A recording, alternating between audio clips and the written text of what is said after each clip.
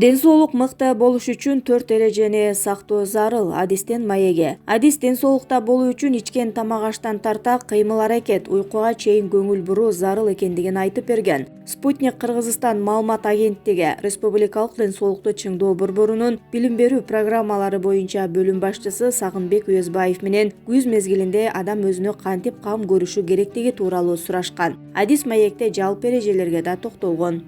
Күзүндө адамдын организми кайсы витаминдерге муктаж?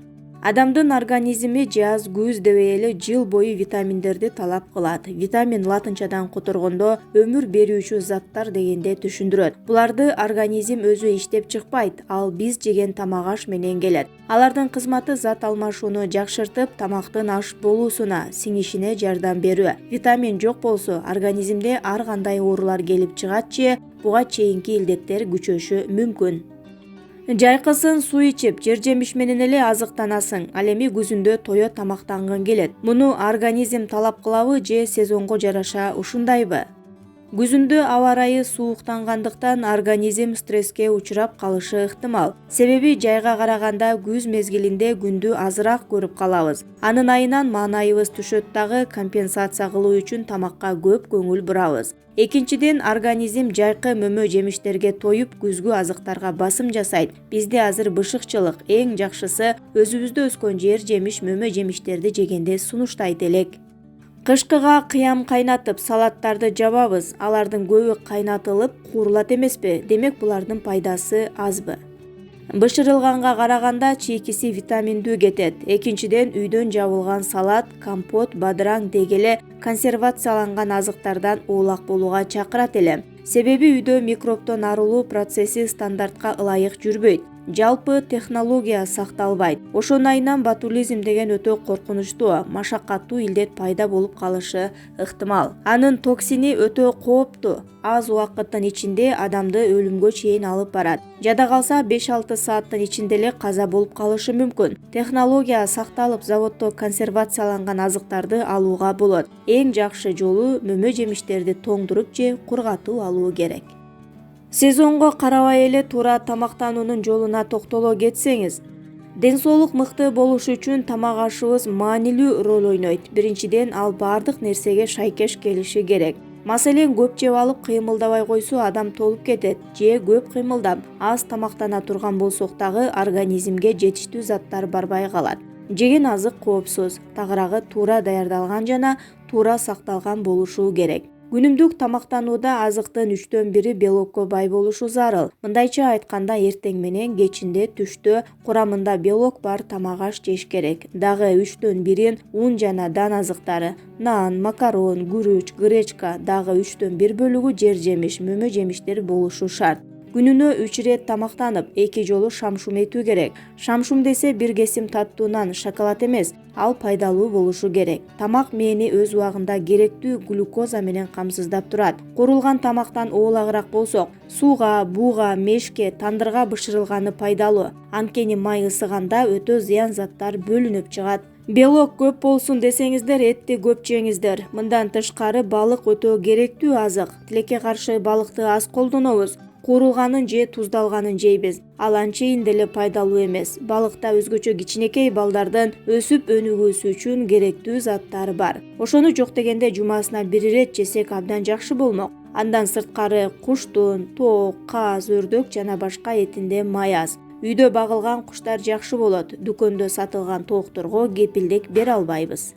Жашылча жемиштер тамагыбызда күнүгө минимум 400 грамм болушу шарт. Алар витаминге бай экендиги маалым. Мындан тышкары, организмге керектүү тамакты сиңирүүчү, ичегибизге керектүү микрофлораны пайда кылуучу клетчатка деген зат бар. Клетчатка бул углевод, ал өзү аш болбойт. Ал ичегибизге бизге керектүү микробтордун өсүп көбөйүшүнө көмөктөшөт жана ичегини шыпыргы сыяктуу тазалап өтүп кетет. Ден соолукта болуу үчүн тамак аштан сырткары эмнеге көңүл буруу зарыл? Кыймыл, аракет. Адам көп кыймылдаса, эндорфин аттуу гормон иштелип чыгат. Ал кишиге күч берип, иммунитетти чыңдай турган адреналин, антистресс болчу гормон. Андан тышкары, күз, кыш мезгилинде күн аз тийгендиктен серотонин, бактылуулук гормону азайып, стресс болушубуз ыктымал.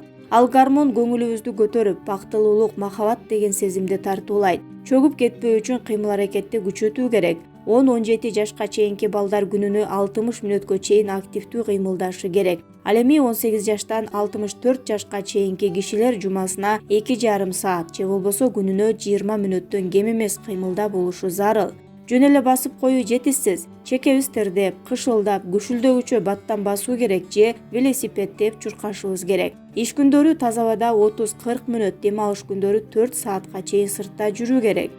Үчүнчүсү уйку режими. Организм чарчай турган болсо, иммунитет төмөндөп, ооруга көп чалдыгат. Жок дегенде 6 саат, орто эсеп менен 7 саат, ашып кетсе 8 саат. Андан көп болбойт. Өзүн сергек алып жүрүү үчүн адам ченеми менен укташы керек. Жумушу көптөр чак түштө бир куш уйку салып алса өтө пайдалуу. Уйку бул эс алуу. Эң жакшы уктаганың түш көрбөй уктоо. Жакшы уктоо үчүн бөлмөнү шамалдатуу керек. Уктаарда жуунуп тазаланып алсак жакшы болот. Кино көрүп, интернет чукулап жаткан туура эмес, себеби таң аткыча түш көрүп чыгабыз. Төртүнчүсү стресске кабылбоо. Ал дагы иммунитетти төмөндөтөт, тез карытат, жүрөк кан тамыр ооруларын пайда кылат. Адреналин бөлүнүп чыкканда организмге күч келет. Стресс болбоо үчүн эң биринчи ошону алдын алуу керек. Эгер болуп калса, сабырдуулук менен мамиле жасоо зарыл. Аны артка кайтаруу мүмкүн эмес. Ошол абалдан чыгууну ойлонуштурушубуз керек. Мен иштетүү, кандайдыр бир иш менен алектенип, китеп окуп, кроссворд толтуруп, ыр жазып, кыскасы пайдалуу иш менен алектенүү. Мындан тышкары иштеп жаткан жумушубуз көңүлүбүзгө жагышы керек, болбосо жага тургандай кылып же башка ишке которулуу зарыл. Ден соолук байлык, жараткандын аманаты. Ага кайдыгер мамиле кылбашыбыз керек. Ооруп калсаң кимге керексиң? Жумушта иштей албайсың. Жатып калсаң үйдөгүлөргө түйшүк, өзүңө карасаң каарыганга чейин ден соолукта болосуң. Ден соолукту чыңдоо борборуна кайрылгандарга кандай жардам бере аласыздар? Биздин мекемебиздин максаты ден соолукту чыңдоого шарт түзүү. Кайрылгандарга медициналык жолдомо бербейбиз. Биздин мекеме өзү түзмө-түз жарандар менен иштебейт. Биз жарандар менен иштөөгө багытталган методикаларды, сунуш пикирлерди, кеңештерди иштеп чыгабыз. Эл менен жардамчыларыбыз иштейт. Бейтапканаларда ден соолукту чыңдоо кабинеттеринин адистери бар. Аларга биз маалыматтарды иштеп беребиз. Андан сырткары региондордо 1600дөн ашуун ден соолукту чыңдоо комитеттери бар. Биздин жардамчылар, ыктыярчылар элдин арасында маалымат иштерин жүргүзүп турат. Жергиликтүү дарыгерлер менен биргеликте көп багыттагы иштерди алып барышат. Ошондой эле кызыккандар социалдык тармактагы баракчабыз аркылуу маалымат алышса болот.